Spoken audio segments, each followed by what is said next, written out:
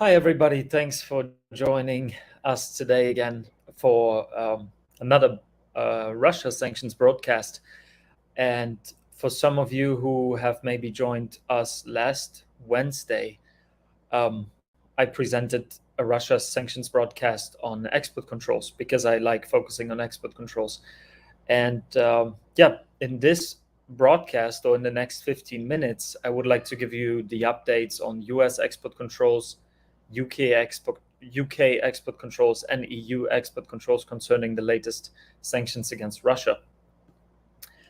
Could we please display my presentation? Thank you. For those of you who are joining us today for the first time, my name is Alexander Witt, and I am a sanctions and export controls consultant for the Association of Certified Sanctions Specialists, or short ACSS.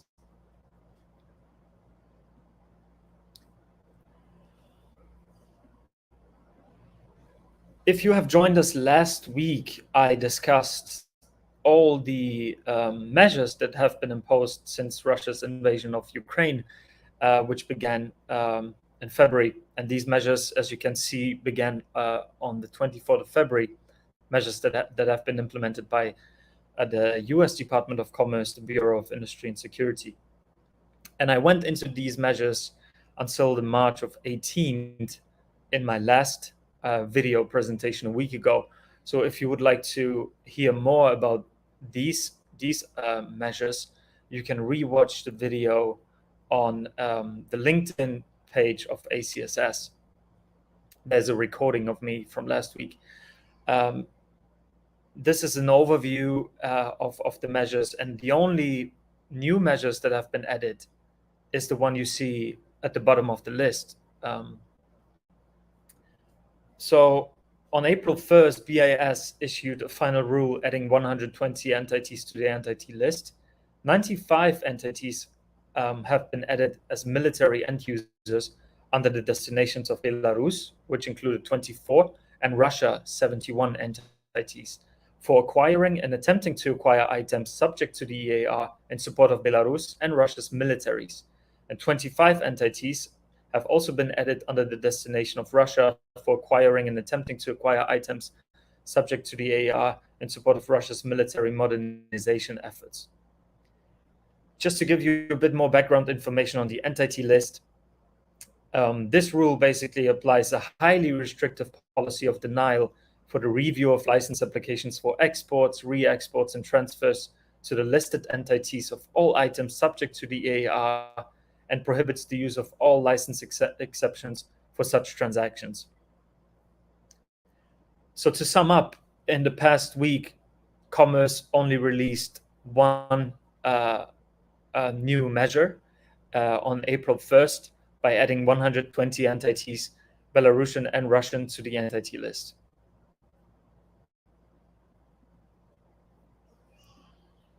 I found this interesting graph on the internet on Statista, which shows the number of Russian companies subject to export control requirements in the United States by industry. And I hope you can read the small industries next to the graph, because I took a screenshot of it in the PowerPoint presentation, and doesn't really make it easy for me to zoom in on this one. But out of the total 392 Russian companies that are subject to export controls by BIS as of the 31st of March, the majority of these Russian entities operated in the tech and energy industries. In 2022 alone, the institutions placed on such restrictions, the institution BIS placed such restrictions on 126 entities from Russia, 24 of which were in the shipbuilding sector.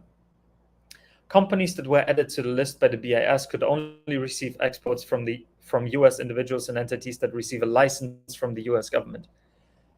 So to sum up this graph, most of the Russian entities that have been added to the entity list are operating in the tech, energy, and scientific industry sector, as you can see. And most of the companies that have been added to the list in 2022, indicated in the color dark blue, have been in the tech industry, scientific research, shipbuilding, and aircraft manufacturing and maintenance.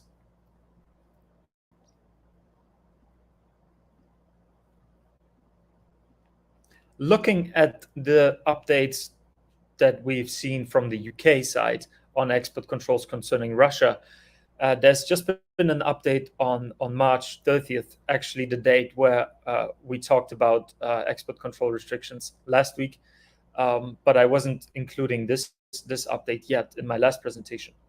So on the 30th of March 2022, the UK government published the Russia Sanctions EU Exit Amendment number 7, and this amendment introduced further amendments to Russia Sanctions EU Exit Regulations 2019. In particular, the amendment number 7 imposes a prohibition on the provision of technical assistance provided directly or indirectly relating to an aircraft or ship to or for the benefit of a designated person. So to sum up, the UK basically wants to make it more difficult for Russia and Russian oligarchs to do anything related to aviation and shipping. And you probably came across a lot of news in the past week and 2 weeks concerning, the yachts of oligarchs or aircraft that have been grounded. So Russian designated people and the oligarchs cannot move freely within the EU or elsewhere.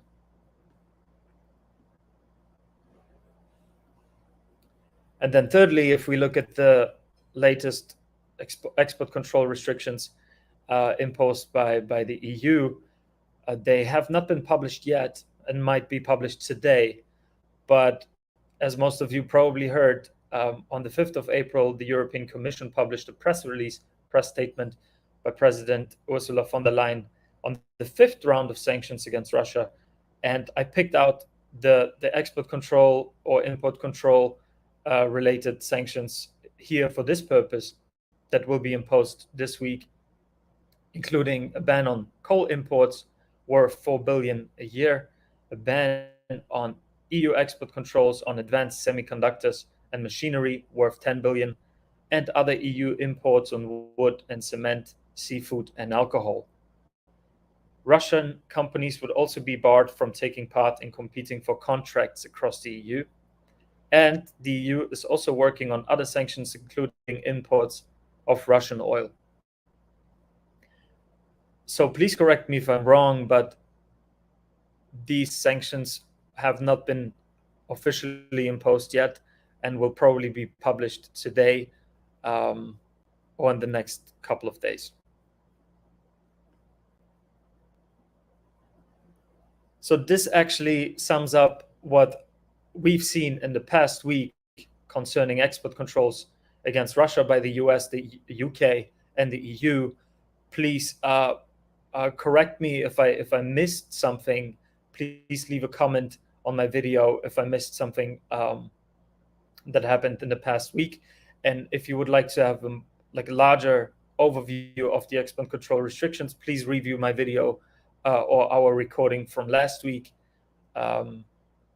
with a more detailed list of the export control restrictions that we have seen against Russia since its invasion against Ukraine. And for those of you who are ACSS members or would like to become ACSS members, we actually have a webinar coming up tomorrow where we sum up all of these restrictions, including sanctions restrictions by the US, EU, and the UK against Russia, and maybe a couple of other topics such as due diligence in our US-EU quarterly update on sanctions and export controls tomorrow, 12 p.m. till 1:15 p.m. Eastern time. And I'm sorry, but the date of the APEC quarterly webinar is wrong. It's actually 1 week after the 7th, so on the 14th. Oh, actually, I see the 4. My apologies. On the 14th of April, we have a webinar where we will focus on the Asia Pacific and what happened there in the past 3 months, and also look at China export controls, Australia sanctions against Russia, and the work of US Bureau Industry and Security in the Asia Pacific, and how they actually enforce export restrictions on companies based in Asia and in the Pacific. So please join us if you're an ACSS member, and if not, please become members of ACSS, and you will be able to join these webinars and much more for free. Thanks a lot for your attention, and I'm here and available for your questions now. So let's take a minute to receive some questions.